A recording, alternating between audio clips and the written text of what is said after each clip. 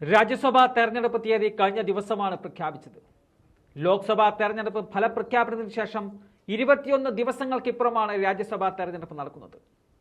കേരളത്തിൽ ഒഴിവ് വരുന്ന 3 രാജ്യസഭാ സീറ്റുകളാണ്. അതിലൊരു സീറ്റ് UDF-നുള്ളതാണ്. മുൻധാരണ പ്രകാരം ഈ സീറ്റ് മുസ്ലിം ലീഗിന് കോൺഗ്രസ് നൽകി കഴിഞ്ഞിട്ടുണ്ട്. LDF-ന് ബാക്കിയുള്ള 2 രാജ്യസഭാ സീറ്റുകളാണുള്ളത്. ഈ 2 സീറ്റിന് അവകാശവാദം ഉന്നയിച്ച് 4 പാർട്ടികൾ LDF-ൽ കൈയുയർത്തി കഴിഞ്ഞിരിക്കുകയാണ്. ഇത് LDF ക്യാമ്പിലെ മുറുമുറുപ്പിന് വഴിവെച്ചിട്ടുണ്ട്. CPI സംസ്ഥാന secretary Binoy Viswam, Kerala Congress M chairman Jose K Mani, Elamaram Kareem എന്നിവരുടെ രാജ്യസഭാ കാലാവധിയാണ് ജൂലൈ 1-ന് അവസാനിക്കുന്നത്. ഈ പശ്ചാത്തലത്തിലാണ് ജൂൺ 25-ന് തെരഞ്ഞെടുപ്പ് നടക്കുന്നത്. LDF-ന് ഉറപ്പുള്ള 2 സീറ്റിൽ ഒന്നിൽ CPM മത്സരിക്കും. ബാക്കി ഒരു സീറ്റിന് വേണ്ടിയാണ് CPI, Kerala Congress M, RJD എന്നീ കക്ഷികൾ രംഗത്ത് വന്നിരിക്കുന്നത്.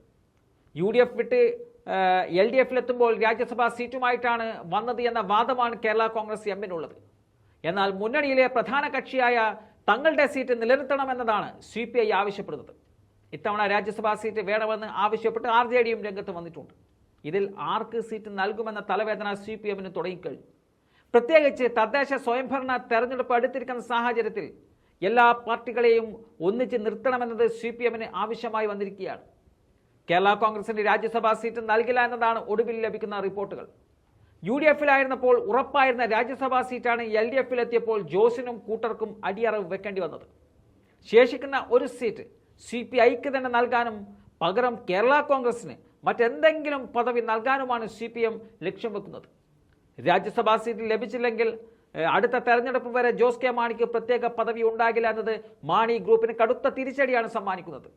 പകരം നേരത്തെ VS വഹിച്ചുകൊണ്ടിരിക്കുന്ന ഭരണപരിഷ്കാര കമ്മീഷൻ പദവിയാണ് CPM ജോസിനായി മാറ്റിവെക്കാൻ ലക്ഷ്യമിടുന്നത്. എന്നാൽ ഗ്ലാമർ ലെവലേശമില്ലാത്ത ആ പദവി കേരള കോൺഗ്രസ് ഏറ്റെടുക്കുവാനുള്ള സാധ്യതകൾ കാണുന്നില്ല എന്നും പറയാം. ഈ സാഹചര്യത്തിൽ അടുത്ത നിയമസഭാ തെരഞ്ഞെടുപ്പിൽ കൂടുതൽ പരിഗണന നൽകാമെന്ന വാഗ്ദാനം കൂടി ജോസ് കെ മാണിക്ക് മുമ്പാകെ ഇടതുപക്ഷം വെച്ചേക്കും. ജൂൺ 4-ലെ ലോക്സഭാ തെരഞ്ഞെടുപ്പ് ഫലം കൂടി പരിശോധിച്ചാകും സീറ്റ് വിഭജന കാര്യത്തിൽ അന്തിമ തീരുമാനം LDF എടുക്കുക എന്നതാണ് അവസാനം ലഭിക്കുന്ന വിവരം. ജൂൺ 6-നാണ് രാജ്യസഭാ തെരഞ്ഞെടുപ്പിനുള്ള നാമനിർദ്ദേശ പത്രിക സമർപ്പിക്കേണ്ടത്.